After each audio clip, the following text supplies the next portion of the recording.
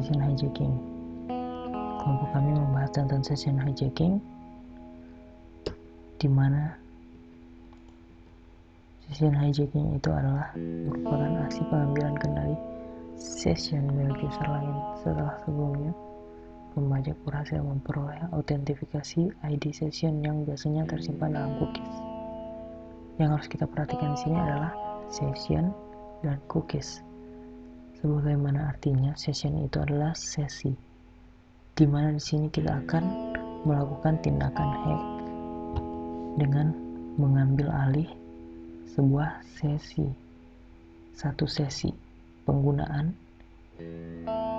sosial media atau apakah selain itu. Nah, selanjutnya adalah cookies. Cookies merupakan file data yang ditulis ke dalam hard disk komputer user atau klien yang biasanya dilakukan oleh web server guna kepentingan mengidentifikasikan user pada situs tersebut, sehingga sewaktu user kembali mengunjungi situs tersebut, situs itu akan dapat segera mengetahuinya. Sebagai ilustrasi, saya akan menjelaskan. Bayangkan ketika Anda nonton bioskop, lalu tiba-tiba di tengah perjalanan Anda ingin ke toilet yang letaknya di luar studio. Setelah Anda selesai dari toilet, menurut Anda, apakah Anda diperbolehkan masuk atau diminta membeli tiket lagi? Bila Anda diminta membeli tiket lagi, berarti dia lupa bahwa Anda adalah penonton yang sah, yang sudah membeli tiket sebelumnya dan sudah masuk. Bagaimana cara penjaga pintu studio agar mengingat bahwa Anda adalah penonton yang sah? Saking banyaknya penonton, tidak mungkin penjaga hafal wajah tiap penonton, maka cara yang dipakai adalah dengan bukti berupa tiket masuk. Itulah ilustrasi dari session. Mulai bioskop memutar film sampai selesai adalah satu sesi. Setiap penonton bebas keluar masuk studio selama sesi masih berlangsung. Jadi selama satu sesi atau satu film itu berlangsung, penonton yang sudah membeli tiket bebas keluar masuk. Karena penjaga pintu studio tidak mungkin mengingat setiap penonton, maka diperlukan bukti berupa tiket, sepenggalan tiket. Nah, di sini jika dihubungkan dengan session hijacking, yaitu di sini adalah memanfaatkan sebuah protokol HTTP, yaitu yang sifatnya stateless atau tidak tetap. Artinya setiap transaksi request dan respons adalah bebas, tidak ada hubungannya dengan transaksi sebelum atau sesudahnya. Server tidak mungkin mengingat dan mengetahui bahwa transaksi X dan Y dilakukan oleh orang yang sama. Seperti pada ilustrasi bioskop, untuk membantu penjaga pintu studio mengetahui setiap penonton yang masuk adalah penonton yang sah, diperlukan bukti berupa tiket. Dalam HTTP, tiket bioskop itu berupa session identifier yang tidak lain adalah untayan karakter dan angka panjang dan acak.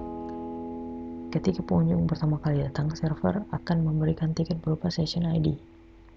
Nah, ketika server menerima request dari pengunjung yang membawa session ID, server akan memeriksa apakah session ID itu valid. Jika session ID valid, maka server yakin bahwa request ini datang dari returning visitor atau bukan orang asing. Ingat ilustrasi bioskop di awal, ini seperti penjaga pintu studio yakin bahwa Anda adalah penonton yang kembali masuk setelah sebelumnya keluar ke toilet dengan membawa sepenggalan tiket. Nah, ada dua media untuk membawa session ID, yaitu cookies dan URL. Cookie biasanya berupa file teks yang disimpan oleh browser dan dikirimkan kembali ke server bersama setiap request. Sedangkan session ID yang dibawa melalui URL umumnya berbentuk parameter seperti session ID dalam sama dengan untayan angka yang panjang.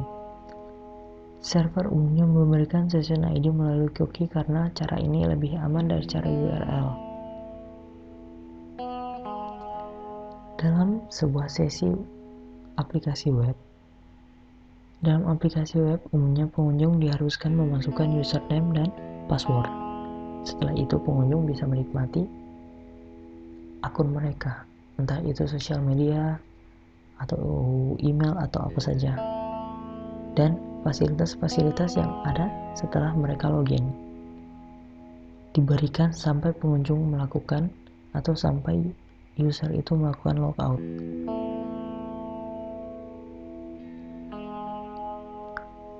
Ketika pengunjung memasukkan username, katakanlah namanya Budi, dan password yang benar,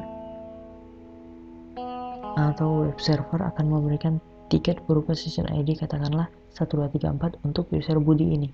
Kemudian dalam database akan dicatat bahwa session ID 1234 adalah milik seorang pengunjung yang bernama Budi. Setiap kali ada request yang membawa tiket session ID 1234, seperti server yakin bahwa request itu adalah dari pengunjung yang namanya adalah Budi. Tiket ini akan terus valid sampai suatu saat Budi melakukan logout. Setelah logout ketika ada request dengan session ID 1234, maka server akan tahu bahwa session ID itu sudah tidak valid dan memaksa Anda login. Bayangkan saja ketika di tengah jalan Anda kembali ke ilustrasi bioskop, Anda kehilangan tiket Anda dan diambil oleh orang lain, dan orang lain itu masuk dan memberikan bukti tiket itu kepada penjaga studio. Maka penjaga studio akan membiarkan dia masuk karena dia memiliki tiket sepenggalan tiket itu yang merupakan tanda sah untuk masuk ke sebuah sesi film itu. Nah, jika Anda sedang membuka misalnya Facebook, Anda login ke Facebook, setelah itu Anda logout, dan ada pihak ketiga yang memantau cookies Anda dan mengambil cookies Anda ketika Anda online. Setelah Anda keluar, dia memasukkan cookies itu ke dalam browsernya, dan karena cookies menyimpan session ID dari user sebelumnya, maka secara sah dia menjadi user yang sebelumnya itu dengan memasukkan cookies dari session ID yang sebelumnya. Maka saat dia memasukkan cookies itu, dia membuka www.facebook.com tanpa melalui halaman login, dia secara otomatis akan langsung masuk ke halaman beranda. Kita akan masuk ke tahap percobaannya nanti setelah penjelasan. Nah, di sini bagaimana melakukannya? Di sini ada 4 metode untuk melakukan session hijacking, yaitu adalah session fixation, di mana penyerang menetapkan session ID pengguna untuk satu diketahui olehnya, misalnya dengan mengirimkan pengguna email dengan link dengan berisi ID sesi tertentu. Penyerang kini harus menunggu sampai pengguna login. Session hijacking dan alternatively cross-site scripting. Alternatively ini akan menjadi pembahasan kita nanti pada percobaan. Penyerangan dengan akses fisik hanya dapat mencoba untuk mencuri kunci sesi, misalnya memperoleh file atau isi memori dan bagian yang tepat dari komputer pengguna atau server. Oke. Baiklah, sekarang masuk ke sesi percobaan atau proof of concept. Nah, di sini kita membuka terlebih dahulu browser kita, yaitu Google Chrome yang saya pakai, dan buka.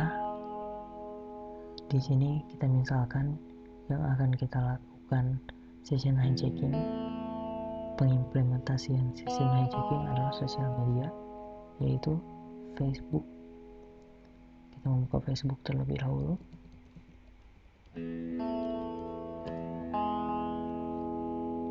Nah, sampai ke halaman login Facebook. Sebelum itu, pastikan Anda telah menginstal sebuah ekstensi bawaan dari Google Chrome yang namanya adalah Edit This Cookie. Anda bisa mendownload dari menu ekstensi Chrome dan cari edit this cookie. Masuk ke Facebook, login menggunakan akun Anda. Oke.